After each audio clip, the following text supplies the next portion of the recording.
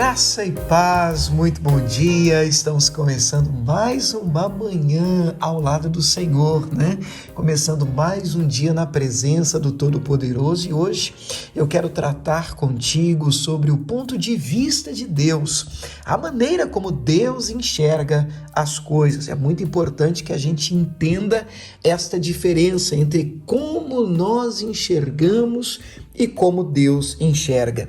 Para tanto, eu quero ler pelo menos dois textos. E o primeiro está em 1 Samuel 16, verso de número 7, que diz assim: não atentes para a sua aparência, nem para a altura da sua estatura, porque o tenho rejeitado. Porque o Senhor não vê como vê o homem, pois o homem vê o que está diante dos olhos, porém o Senhor olha para o coração. E aí eu quero frisar, repetir aqui a frase, destacar a seguinte frase: porque o Senhor não vê como vê o homem. O Senhor não vê como vê o homem. E, para tanto, ao longo de toda a Bíblia, a gente percebe que realmente a maneira como nós enxergamos, ela é diferente da maneira como Deus enxerga. Esse é um cuidado que nós temos de ter para que a gente não viva um evangelho do nosso ponto de vista, mas sim o evangelho do ponto de vista de Deus. Por exemplo, um rápido exemplo, a fim de que, claro, a gente não tem um tempo maior aqui para esgotar o assunto, mas em Lucas, no capítulo 15, a gente percebe a parábola que eu chamo de o texto, o capítulo dos achados e perdidos, né? Tem a parábola da ovelha que foi perdida, tem a parábola da dracma perdida, tem a parábola do filho perdido, a famosa parábola do filho pródigo. E todas elas têm algo em comum. Tudo aquilo que havia sido perdido foi recuperado com festa, foi recuperado com muita alegria. Festa para a ovelha que foi encontrada, festa para a dracma que uma vez a mulher acendeu a casa, a luz da casa, varreu a casa, em festa porque ela encontrou a dracma perdida, e muita festa o pai faz para receber um filho que estava perdido, desviado, morto. Ele chega a usar essa expressão: estava morto e reviveu.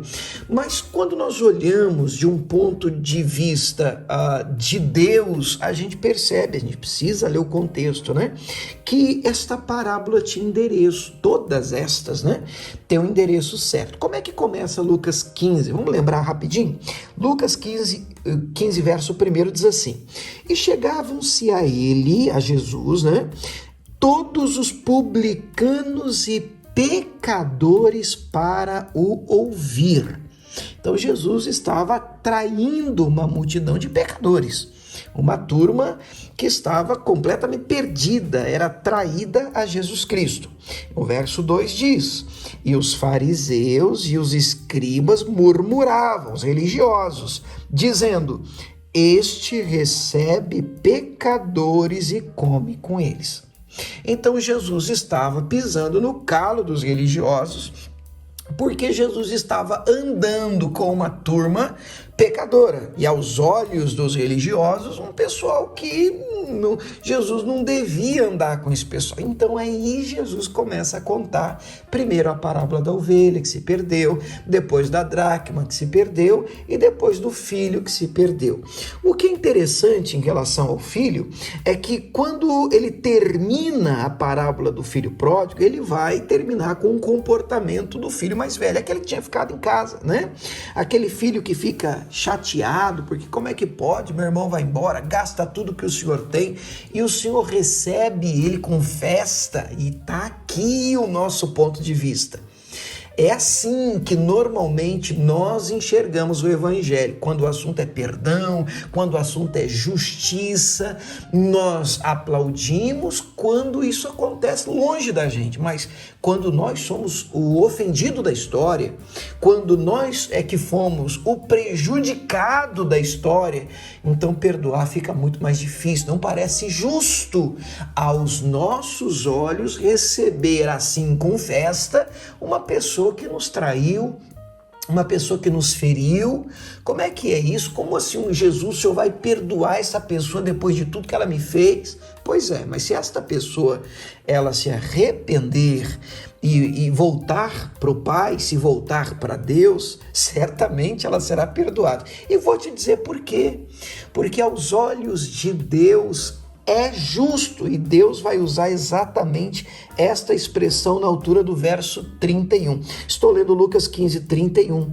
E o pai disse: filho, tu sempre estás comigo, todas as minhas coisas são tuas, mas era justo alegrarmos-nos. Era justo nos alegrar, era justo regozijar, porque este teu irmão estava morto e reviveu, tinha se perdido e foi achado. Então, aos olhos do Pai, sim, é justo se alegrar por um perdido que se arrependa, ainda que este perdido tenha errado com você, porque Deus quer que todos se salvem. Cristo Jesus morreu para que todo aquele que nele crê não pereça, mas tenha vida eterna. Então, cuidado para que você não viva um evangelho aonde, do seu ponto de vista, você acabe escolhendo quem mereça ou não mereça ir para o céu.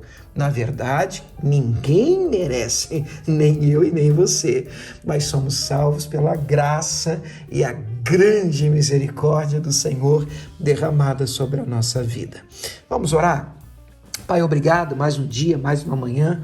E manhã de segunda, é uma manhã que começa, que starta em mais uma semana. Na verdade, estamos ainda no início de um novo mês. Estamos começando julho e precisamos de graça para mais um tempo na Tua presença. E graça, meu Pai, para enxergarmos o próximo com as lentes de contato corretas, debaixo de um ponto de vista do Senhor e da Tua palavra, de um Deus que quer que todos sejam salvos, que está disposto a perdoar aquele que se arrepende. Ajude-nos a entender e a enxergar isso em nome de Jesus. Amém.